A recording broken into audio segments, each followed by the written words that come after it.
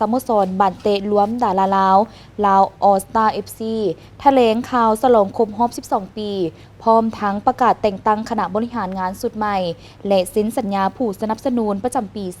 2025 เพื่อสืบต่อเคลื่อนไหวกิจกรรมทางสังคม ให้วัยหนุ่มหุ้นใหม่ หันมาเล่นกีฬาห่างไกลยาเสพติด สโมสรลาวออสตาสร้างตั้งขึ้นเมื่อเดือนพฤษภาคม 2013 ริเริ่มโดยดาวสวัสดิ์เมฆสวรรค์หรืออาลีแมสร่วมกับสมาชิกภายในวง และทีมงานลาวพลายที่เป็นศิลปิน ซึ่งได้รวบรวมกันครั้งทำอิฐในวันที่25พฤษภาคม 2013 หลังจากนั้นก็ได้มีการรวบรวมเอาบรรดาศิลปินสักส่วนในแต่ละค่าย เข้าร่วมทีม โดยได้ร่วมกิจกรรมเตะฟุตซอลนัดชิงพิเศษระหว่างพ็อปออสตาและ Rock All Star ในปีเดียวกัน ได้มีการรวบรวมทีมฝึกซ้อมทั้งหมด 15 คน และได้มีความคิดริเริ่มเอาคนในวงการหลากหลายอาชีพเข้าร่วมทีมเช่นพิธีกร ศิลปิน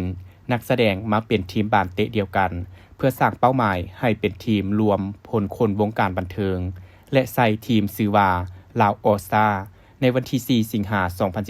2013 และมาฮอดปีนี้แม่นครบรอบ 12 ปี ฉะนั้นทางสโมสรจึงได้จัดพิธีแถลงข่าวและเฉลิมฉลองประกาศแต่งตั้งคณะบริหารสุดใหม่ พร้อมทางมีพิธีเซ็นสัญญาผู้สนับสนุนประจำปี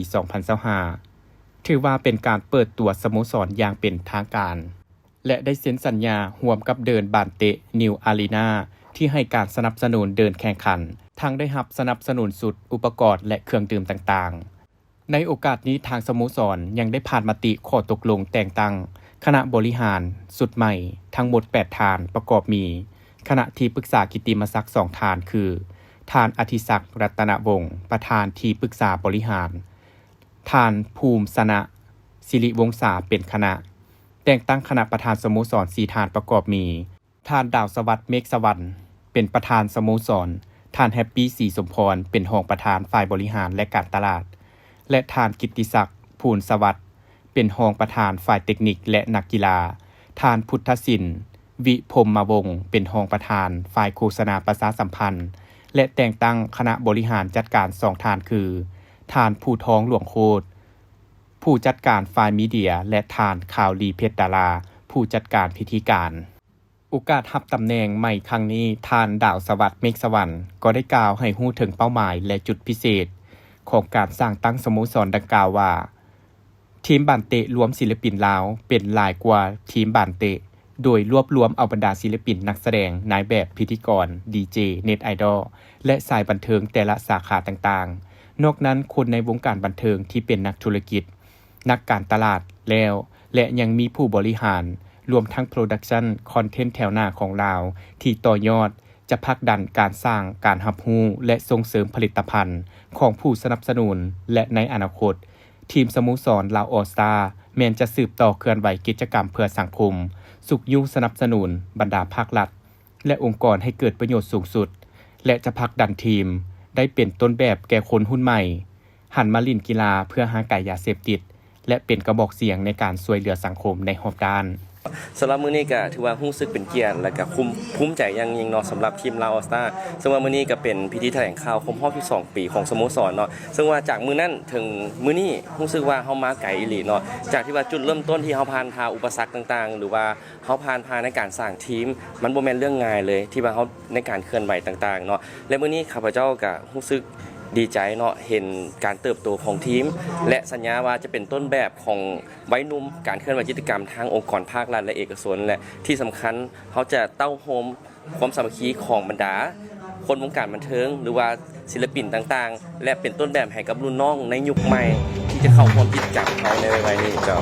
การที่ได้รับตำแหน่งก็เป็นสิ่งที่ท้าทายหนึ่งที่ว่าเขาจะบริหารจัดการทีมแบบใดเพราะว่าจะเป็นในการบริหารบุคลากรหรือว่านักกีฬาและที่สำคัญการบริหารด้านงบประมาณต่างๆในการเคลื่อนไหวกิจกรรมที่สำคัญอีกอันนึงคือเขาต้องสนองเกี่ยวกับด้านการสร้างการทำหู้ให้กับ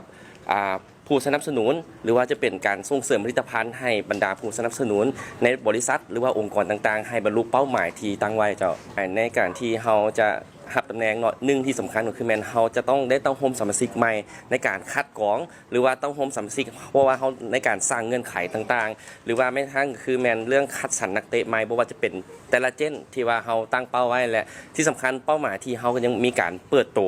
ในการสุดใหม่ 2025 ของ2026 เนาะเพราะว่าในองค์กรภาครัฐและเอกชนในปัจจุบันนี้เพิ่นก็ได้มีการติดต่อเข้ามาเนาะที่ไวๆนี้เฮาจะมีการแข่งขันเตะบาสรวมบรรดาอดีตทีมชาติของคณะโอลิมปิกแห่งชาติลาวเนาะเตะบาสกับ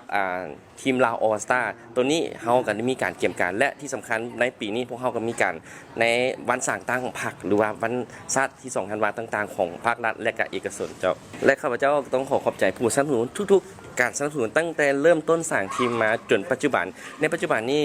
ผู้สนับสนุนก็ได้เห็นคุณค่าของลาวออลสตาร์ซึ่งว่าการสนับสนุนนี้ก็เป็นแรงผลักดันหนึ่งในการขับเคลื่อนของทีมในการสร้างกิจกรรมหรือว่าการสร้างการต้องโฮมสามัคคีและอีกอันหนึงก็คือแมนเฮาเป็นการส่งเสริมหรือว่าต้นแบบให้สาวหนุ่มเห็นของลาวออลสตาร์ในการเคลื่อนไหวกิจกรรมเพื่อให้สาวหนุ่มเห็นได้ว่าการเล่นกีฬามันห่างไกลจากยาเสพติดหรือว่าการสร้างกิจกรรมทางด้านการบันเทิงเห็นให้ทุกคนมีเป้าหมายและก็สามารถสร้างความสามารถและพรสวรรค์ให้ตัวเองให้ได้เต็มที่เจ้า